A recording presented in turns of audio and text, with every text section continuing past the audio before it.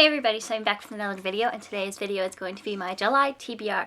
And this month it is going to be a month of reviews, I guess I can say. I have a lot of books from NetGalley that I have to review, and so I think I'm going to read those this month, which they're all ebooks, so I'm not going to be able to hold them up, but I'll definitely insert pictures into this video. I have around, I think it's 7 books. Yeah, 7 books I would like to read this month, and so I'm just gonna tell you what they are. And there is a glow, and that's because I have my laptop to tell me what these books are.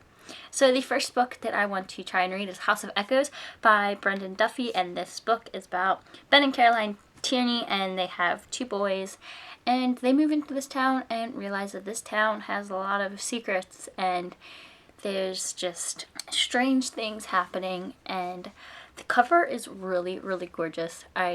That's what attracted me first, was the cover, so I hope to finish that. The next book is Awake by Natasha Preston, and this book is about this girl named Scarlett, and she doesn't remember anything before the age of 5, and her parents said it was trauma caused from when their house burnt down, and this guy comes into town and she feels an instant spark to him, and this guy named Noah knows the truth of Scarlett's past. I don't even know what my hair's doing. I just got out of work and it's been a day. The next book is a thriller horror book, and that is Trust No One by Paul Cleave. So Trust No One is about this guy named Jerry Gray, and he writes these thriller books, and he is in this old folks home, I believe, and he ends up saying that he knows about everything that happens in these books and everything like that, because everything that happens in these books he has committed. I am guessing, I think that's what it's about. I feel like the synopsis doesn't really explain it that well, but that's what I'm getting from it. The next book is Stillwell, A Haunting on Long Island by Michael Philip Cash. And this book is about Paul Russo, and his wife has just passed away.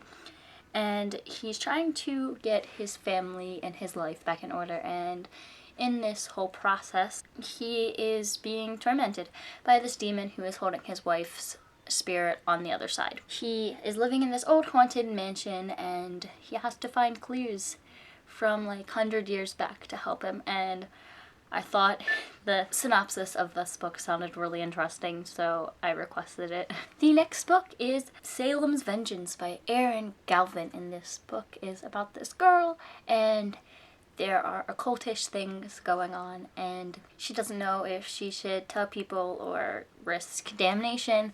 And it is kind of, I don't want to say Salem Witch Trials parody book, but it kind of deals with the Salem Witch Trials and everything like that. And I remember back in 11th grade when I learned about the Salem Witch Trials in English, I really liked learning about them, and we read The Crucible, and so I thought this book would be very interesting because I think it's modern day, but it deals with the Salem Witch Trials. So the next book is A Heart Goes Last by Margaret Atwood, and this book is kind of like a dystopian-ish novel. This book is about Charmaine and Stan, and I'm reading this from the thing because I just totally messed it up.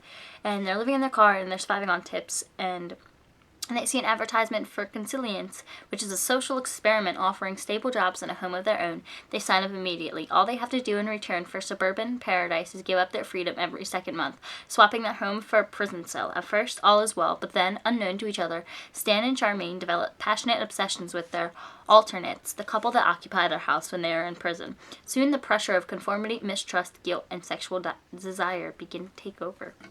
And I just thought that sounded interesting. I still don't know what my hair is doing. And the last book that I plan on reading this month, which I hope I can get through all these books, is The Girl in the Maze by R.K. Jackson. And this is a thriller type book, and it is about this girl who just gets out of a psychiatric ward, and she feels like the whispers that she's been hearing is gone. And when she starts working, she starts hearing these whispers again, and then a murder happens, and she is the perfect suspect. So I thought that just sounded really interesting, and the cover is actually really pretty, and that's also what drew me in.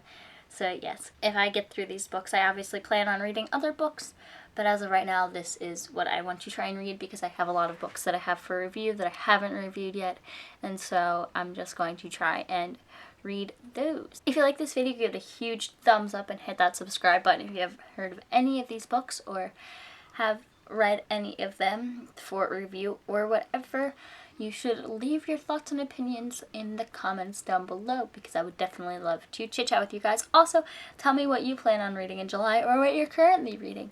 And until next time, bye. I have to take my medicine. Shishi, come here. My dog walked in my room. What are you eating? What is that? What did you just take? What is that? What?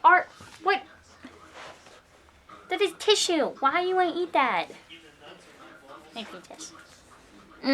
This is my best friend. Shishi, look, up, look.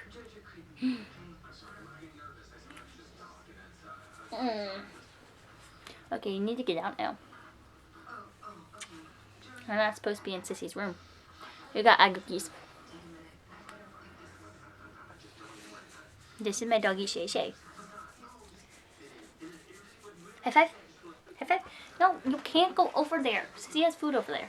That's why you want to go over there, but you can't. Can I get kisses? No? Okay, you gotta leave. So come on. I know you don't want to leave, but you have to. Sissy, let's clean her room before you can come in. You smell like wet dog. You are just out in the rain. Come on.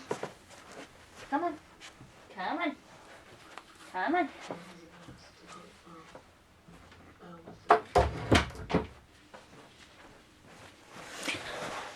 She literally just clawed open my door. Like, she just pawed it until it opened.